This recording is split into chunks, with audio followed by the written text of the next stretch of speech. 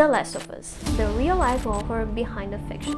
Could this really happen to us? Yes and no. Let me paint a picture for you. I'm gonna tell you our real-life horror story more chilling than any fiction. In the depths of a Thai rainforest, an ancient war rages. A silent, insidious battle between the ants and the deadly fungi that seek to control them. This is not science fiction. This is not the last of Bug's life. Although it really seems like a fusion of those two. This is nature at its most terrifying and one of the most dramatic examples of behavioral manipulation. The death grip of ants infected by cordyceps. Meet the parasite that creates zombies. Ophiocordyceps unilateralis, the inspiration behind The Last of Us, but unlike the undead hordes in the game and the show, this fungus doesn't bring its victims back from the dead. It does something far more sinister. It takes control while they're still alive. It begins with a single spore. When an ant comes into contact with one, the fungus infiltrates the body, spreading unseen through its muscle fibers. Days pass and the infected ant behaves normally, until suddenly it doesn't. The parasite floods its brain with chemicals, compelling it to abandon the safety of its colony and climb to a precise height, 25 centimeters above the ground, on the north side of the leaf, in a humid, shaded area. The ideal conditions to fungal growth. There, the ant locks its mandibles in a final agonizing death grip. Its body no longer its own, but a mere vessel for its parasitic master. Then the true horror unfolds. A grotesque stalk, a fungal spear, erupts from the ant's head, releasing a deadly rain of spores that goes down on the unsuspecting colony below. One by one, more ants fall victim to this silent, invisible enemy. Cordyceps can wipe out entire ant colonies. Biodiversity studies suggest that each Ophiocordyceps species is unique, specialized to infect a specific ant host species. And it's not alone. Many other fungi capable of hijacking their hosts have been discovered. But how does it work? Do the fungus takes over the ant's brain like Professor X from X-Men? Wolverine, bring me a cheese pizza. Well, for decades, science believed that fungus invaded the brain and did just that. However, of course, with chemicals, not with superpowers. But surprisingly cutting-edge research using laser scanning microscopes on a specific cordyceps species revealed something shocking. Cordyceps doesn't even touch the brain. Instead, it hijacks the ant's body, weaving through muscle fibers, overriding the insect's own movement, effectively trapping the ant in its own body while the fungus takes control. This is more than just a parasite. It's a puppeteer.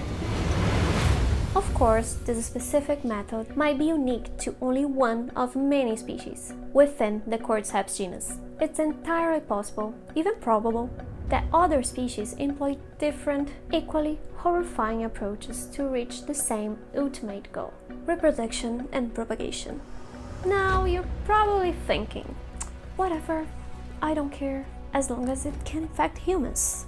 Well, I have good and bad news for you. Let's start with the good news. Could this really happen to humans? Right now, Ophiocordyceps can't infect us.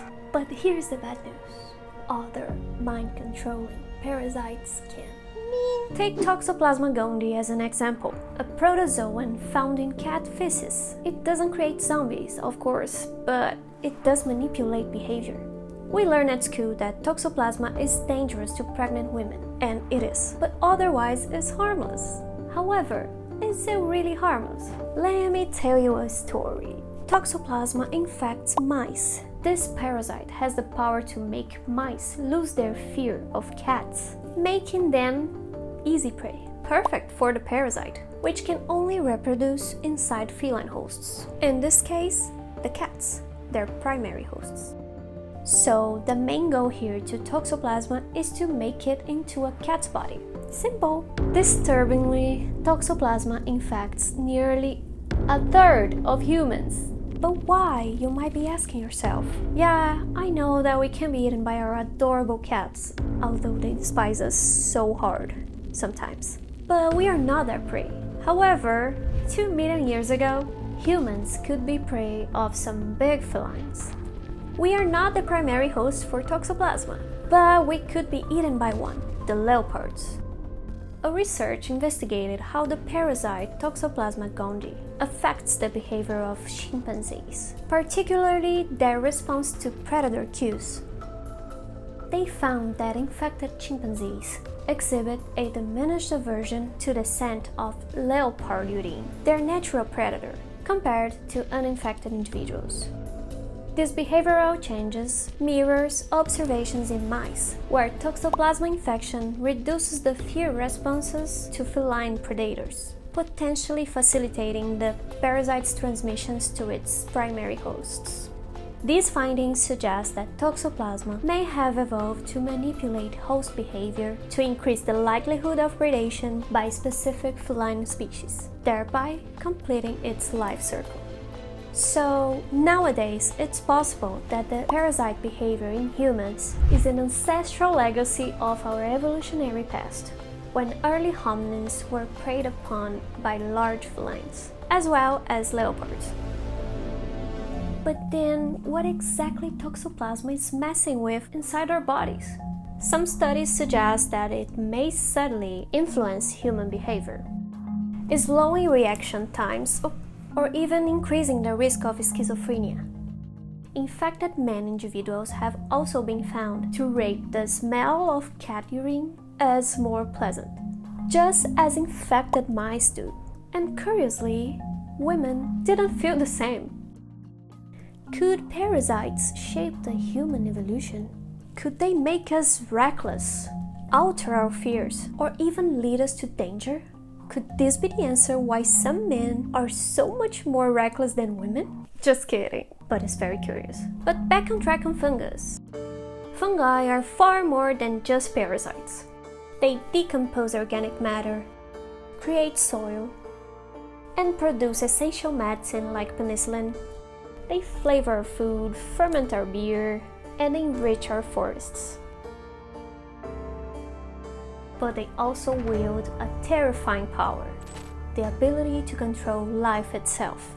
For now, cordyceps remains confined to the insect world, but nature is ever evolving. And if The Last of Us teaches us anything, it's that the line between the fiction and reality is sometimes thinner than we'd like to believe.